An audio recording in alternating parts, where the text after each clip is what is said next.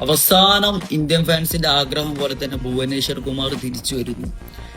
West ഇൻഡീസുമായിട്ടുള്ള ODI പരമ്പരയിൽ, സെപ്റ്റംബറിൽ നടക്കുന്ന ODI പരമ്പരയിൽ ഭുവനേശ്വർ കുമാറെ സെലക്ടേഴ്സ് തിരിച്ചു വിളിച്ചിട്ടുണ്ട്, തിരിച്ചു വരും. അപ്പൊ ഭുവിയുടെ കാര്യം ഏകദേശം തീരുമാനമായിട്ടുണ്ട്. ആ ഭുവനേശ്വർ ബുംറ കോംബോ കാണാൻ എല്ലാവർക്കും ആഗ്രഹമുണ്ട്. പക്ഷെ ഒരു പ്രശ്നം എന്താണെന്ന് വെച്ച് കഴിഞ്ഞാൽ ആ സീരീസിൽ ബുംറയ്ക്ക് ചിലപ്പോൾ ഇവർ റെസ്റ്റ് കൊടുക്കുമെന്നാണ് കേൾക്കുന്നത്. ബുംറ, അയ്യർ പോലുള്ള താരങ്ങൾ വിശ്രമത്തിലായിരിക്കും. പക്ഷെ കോഹ്ലിയും രോഹിത്തും രാഹുലും ഭുവിയും ഒക്കെ ഉണ്ടാകും. പിന്നെ സെലക്ഷനിൽ ജഡേജ അവൈലബിൾ ആണെന്ന് കേൾക്കുന്നുണ്ട്. ജഡേജ വന്നു കഴിഞ്ഞാൽ പഴയ ആ ഒരു ഇന്ത്യൻ ടീമിനെ കിട്ടിയൊരു ഫീല് കിട്ടും. പക്ഷേ ജഡേജ ഓർ കൃണാൽ പാണ്ഡ്യ ആ ഒരു സിറ്റുവേഷൻ ആയിരിക്കും സെലക്ടേഴ്സിന്റെ മുമ്പിൽ ഉണ്ടാവുക.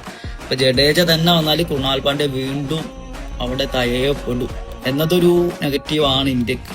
ഓക്കെ, പിന്നെ മുഹമ്മദ് ഷമിയെ പരിഗണിക്കാനും സാധ്യതയുണ്ട്.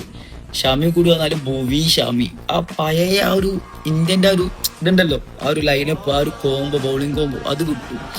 ബുംറക്ക് റെസ്റ്റ് ആണ്. അങ്ങനെയാണെങ്കിൽ വരും സീരീസുകളിൽ ബുംറ, ഭുവി, ഷമി ആ ഓൾഡ് കോംബോ വരെ വരാൻ സാധ്യതയുണ്ട്.